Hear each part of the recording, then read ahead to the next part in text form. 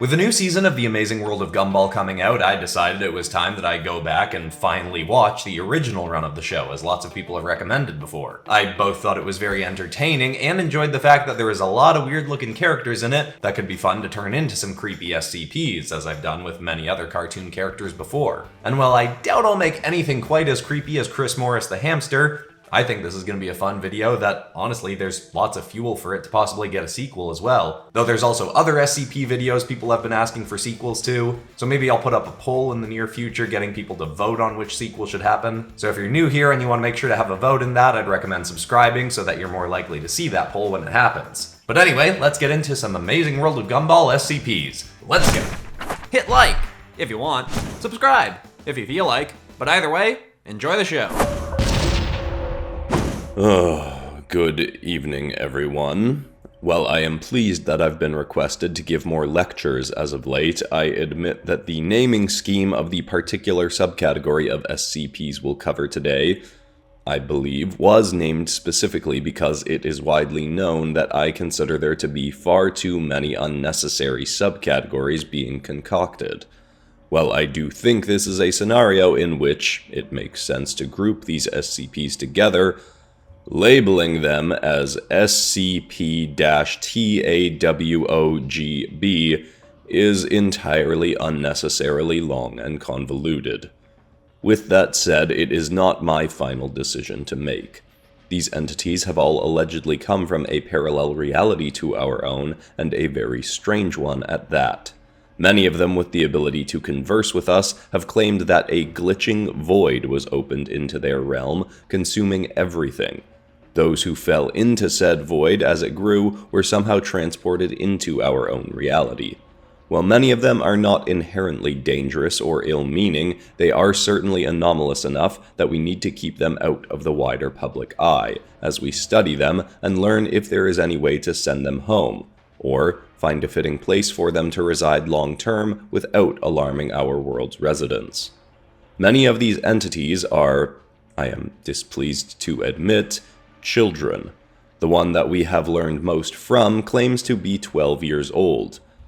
I cannot say that I am ever pleased about a scenario in which we are put in a position where we must lock away children, and I hope that this is the last time I will ever partake in keeping 12-year-olds in containment against their will. Is there something you'd like to share, Operative Forsha Doe? No. Sorry, Professor Oakland. Something just came over me as you said that. I'll remain silent. Thank you. I will begin with the most talkative of our captives in this category. Item number SCP-TAWOGB01. Object Class, Keter. Special Containment Procedures. Like many entities in this subcategory, I will simply refer to him as 01. 01 can gain and lose superhuman and supernatural abilities seemingly on a whim, often outside his own control. As a result, every containment measure and reinforcement possible has been added to his 20 by 20 foot containment cell, which he shares with Entity 02. If the two are separated for a period of time exceeding 6 hours, the risk is often run of one of them trying to find a way to seek the other out. Their cell is also to be well stocked with toys, video games, and Captain Punch comics, acquired along with other remnants that have fallen through from their world to our own. 01 is also to be given time with 06, as they are self-reportedly in a romantic relationship. A common space has been made where many of the entities in this subcategory are provided time to intermingle, as many of them are already well acquainted from their own realm. Description: 01 is a 4'11" humanoid cat child with blue fur, whose name is allegedly Gumball Watterson, appearing somewhat like a realistic version of what one may see in the smash hit spectacular underappreciated musical theater production, Cats.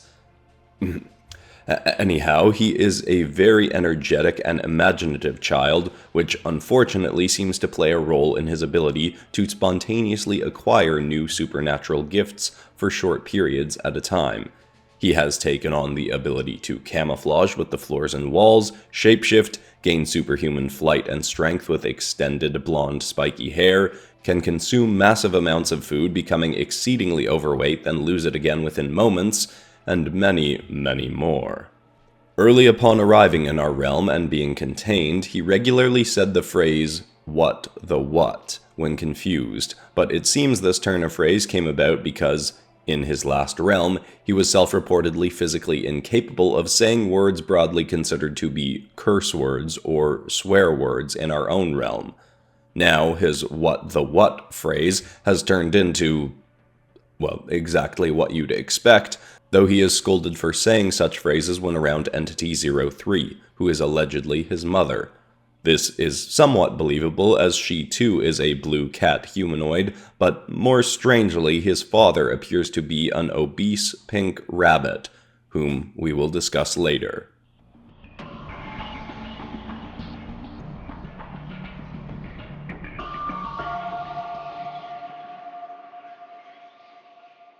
Contained in this same cell, as previously mentioned, is item number SCP-TAWOGB02.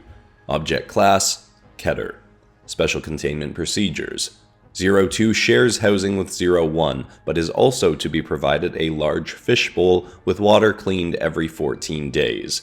Our operatives openly offered to clean it every other day, but the entity denied, stating that would be a bit much. Description: 02 is a goldfish with a 2-foot-long body and human legs stemming from the middle of his torso, along with octopus-like tentacles in place of pectoral fins or arms.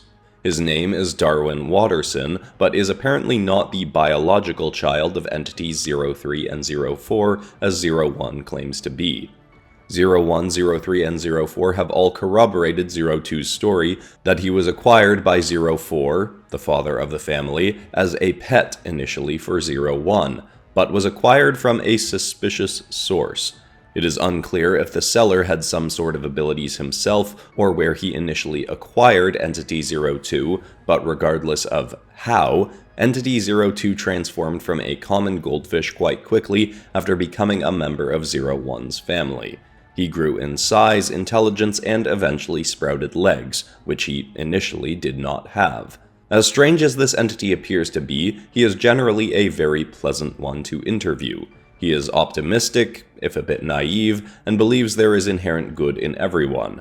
Except for an entity named Margaret Robinson, an entity we have yet to find that may have fallen into our own reality as well, who apparently thrives on the pain and suffering of others. 02 is unfortunately also classified as Keter because it is entirely unclear when he and 01 may escape and get up to their antics again, causing trouble within the facility.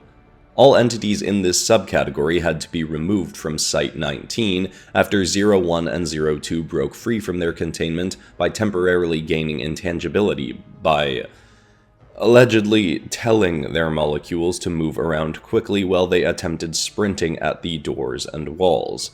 This worked on the 42nd attempt after they had each broken multiple teeth and bones, which spontaneously healed moments after their escape. An operative interviewing them had made the mistake of telling them about some of the entities housed in Site-19 along with them, and they went looking for the infamous SCP-682. They used this same intangibility to break into the hard-to-destroy reptile's housing and attempted to become its friend, having decided that it was only obsessed with killing because it had no close acquaintances. 682, at the time, was bound in chains with much of its body held in a pool of acid, but it grew so furious from the boys' incessant chattering and attempting to convince it to be their friend that it tore free from its chains and devoured them, then breaking free, initiating a containment breach.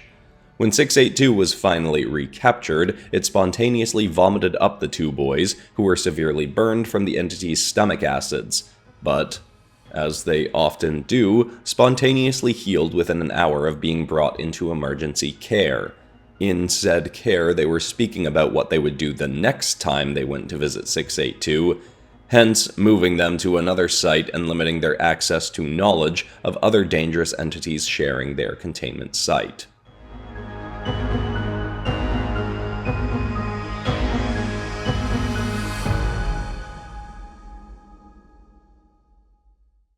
Hey folks, if you like looking at the collection of colorful freaks in this video, I bet you'd like to also color some of said freaks yourself, in something like the PopCross Demons coloring book. Benny, what are you doing here? You have nothing to do with this video and would not even be born for thousands of years after it occurred in the canonical timeline. What can I say, Drezzy boy? Folks like it better when I do the ad reads. You tell folks about PopCross's coloring books as if you're giving a boring lecture to a bunch of stiffs. No offense. These videos are literally me giving a lecture to a collection of possibly uptight coworkers, but if someone has watched this far into the video, they clearly find that type of delivery appealing. Fair enough, but I still think if you want to sell any coloring books to these fine folks, you gotta give it a little more pizzazz. Like my ma always said, give it some flair or you'll end up like Aunt Claire. And who is that? My ma's aunt, who gave a presentation so boring that someone in the audience stood up and shot her. That seems to be a highly unlikely overreaction for someone to have. Yeah, well, Aunt Claire may have also had mob ties and a lot of unpaid gambling debts, so maybe that had something to do with the whole getting shot thing. But oh, would you look at that, we're out of time, so folks, buy the Demons coloring book if you like freaky stuff, or maybe the Dragons coloring book for things a bit less freaky. And if you leave a review on Amazon, make sure to leave a picture of something you colored from the book so it can possibly get shown off in a video, like this awesome piece from Finfisk here. Love the alternate color scheme on this one, Finfisk, keep it up. Alright, now back to the lectures. Item number SCP-TAWOGB06. Object Class, Keter. Special Containment Procedures. Despite having slightly fewer abilities within her accessible roster, similar measures to Entities 01 and 02's containment are to be taken with 06. Operatives who interact with this entity must be very sensitive to the feelings of the entity, especially regarding her appearance underneath the shell that she is occasionally adorned in. As stated previously, she is to be given time alone with Entity 01. This entity's father is also in containment and has protested this alone time, but when it is not provided, both 01 and 06 get frustrated and become much more significant containment breach risks. Description: 06 is often seen in one of two forms. One is more common when she is feeling shy or insecure.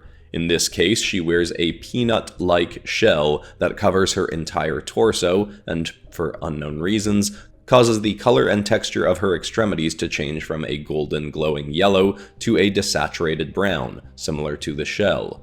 She has antlers that also extend from the sides of her head, sticking out the sides of the shell.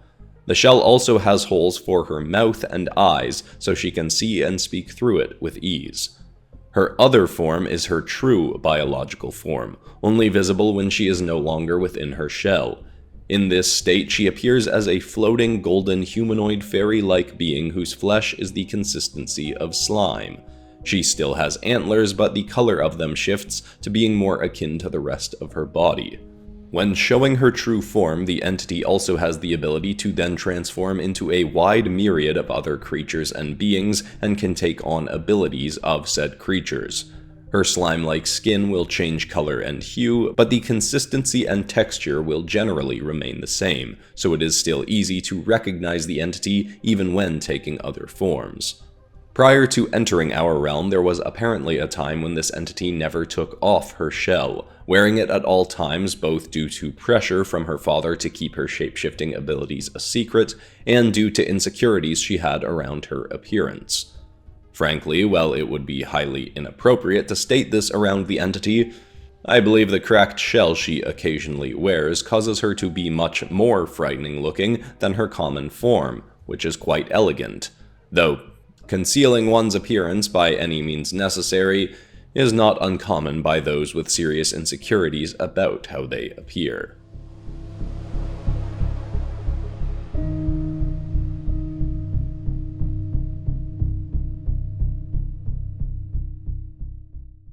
Finally, for today, we shall discuss item number SCP-TAWOGB04. Object Class, Euclid. Special Containment Procedures. Similar precautions to prior entities in this subcategory are to be taken, though this entity's risk of escape is significantly lessened, so long as a television is left usable in the entity's housing along with ample amounts of junk food. Or really, any food. Even items that remotely resemble food for the entity to consume are to be restocked regularly.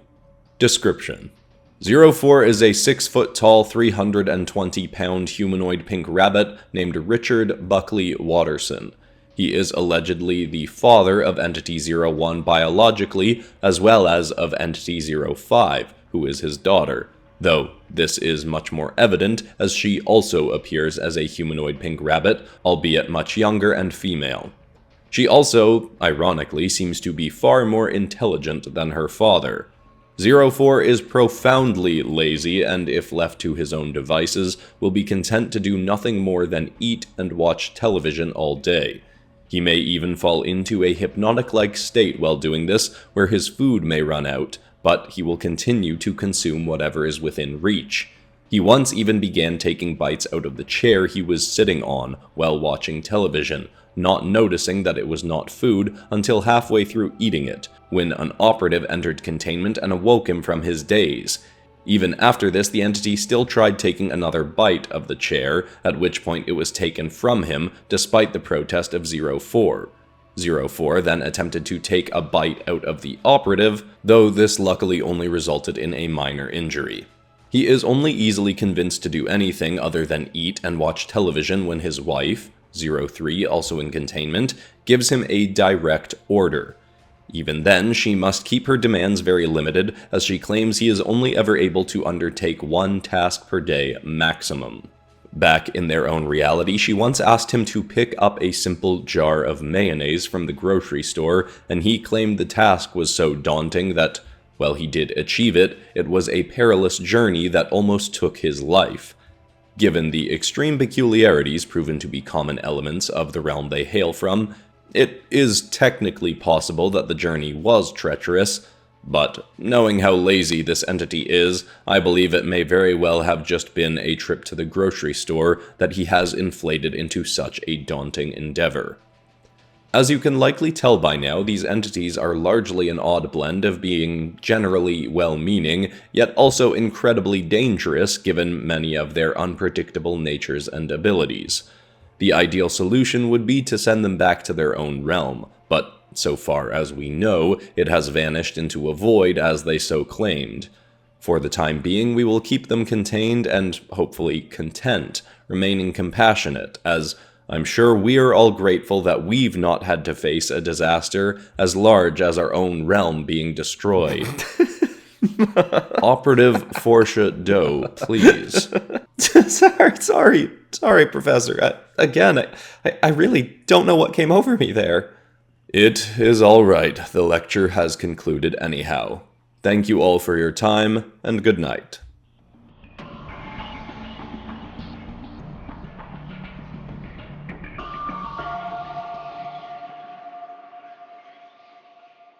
If you enjoyed this, I'd love some recommendations in the comments for other Gumball characters I could turn into SCPs or other shows I could work with. And if you want something else like this to watch, you could check out my 3 Amazing Digital Circus SCPs episodes or my Inside Out SCPs. Or if you want some more long-form storytelling, you could check out something like my Fear of the Demon Hunters storyline, which is essentially an audiobook about a girl named Vivian Sabraya who works in a coalition of demon hunters, but secretly has demon powers herself and ends up in a situation where she has to team up with the person that forced her to gain these demon powers. But anyway, besides that, that's all for today, except of course for ending this video on some kind of positive or inspiring note, and the thought I want to leave people with today is something that I did myself that I was reminded of while making this video. There's this setting in Premiere Pro, which I edit in, that will randomly get turned off sometimes, and I used to find it frustrating that I had to go in and turn it back on. Even though it was easy to do, it just kind of interrupted my flow of working. So I decided that anytime that happened, I would use that as a prompt to remind myself how grateful I am for the job I have and how much I enjoy my work. So I took something that used to be frustrating and now has become a positive part of my day when it does happen. So hopefully you can just take that as encouragement to find some situation in your life where you can use something that's not necessarily pleasant and use it as a positive prompt to remind you of something good that happens in your life. I hope that's an inspiring idea. I love you all, and I'll see you all in the next episode on Friday. Goodbye.